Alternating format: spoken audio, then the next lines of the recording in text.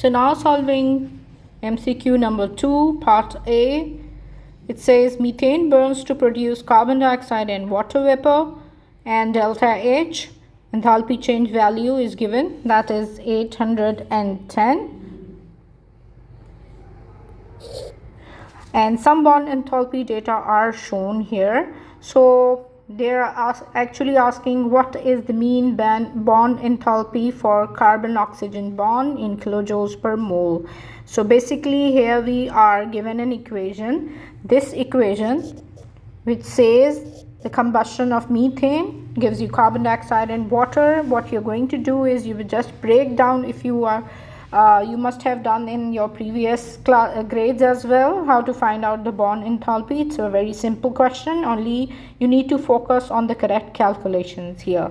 So basically you can see how you're going to break this methane, how many bonds are there. You can count each bond individually. So here we have 1, 2, 3 and 4 carbon hydrogen bonds, and then we have 2 oxygen double bond. Again we have 2 carbon and carbon oxygen bonds, and we have how many oxygen hydrogen? Number 1, this is 1 and this is 2, and when you multiply this by 2 you get 4. So actually there are 4 oxygen hydrogen bonds in here.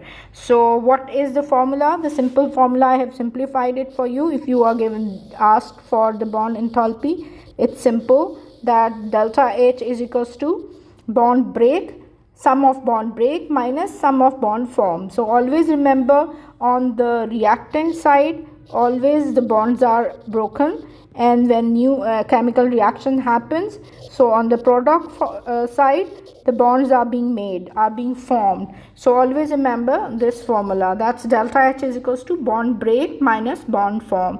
So let's place these values, how many bonds, if you do it individually, it's simple.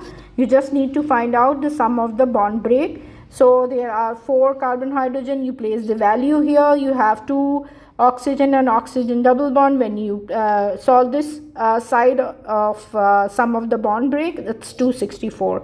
And then let's come on to the product side, where new bonds are being formed. So you have to find out the sum, that is 2 carbon oxygen bonds are being formed, and 4 hydrogen and oxygen bonds are being formed. So placing their values, we get this sum from the bond form side.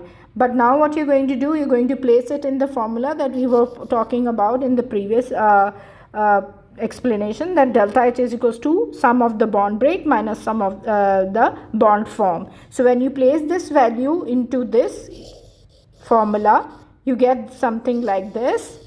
And now you're going to find out the value of X. That's very simple. So when you do the simple mathematical calculation, you get the value 801. So that is B. So that means your correct answer is B.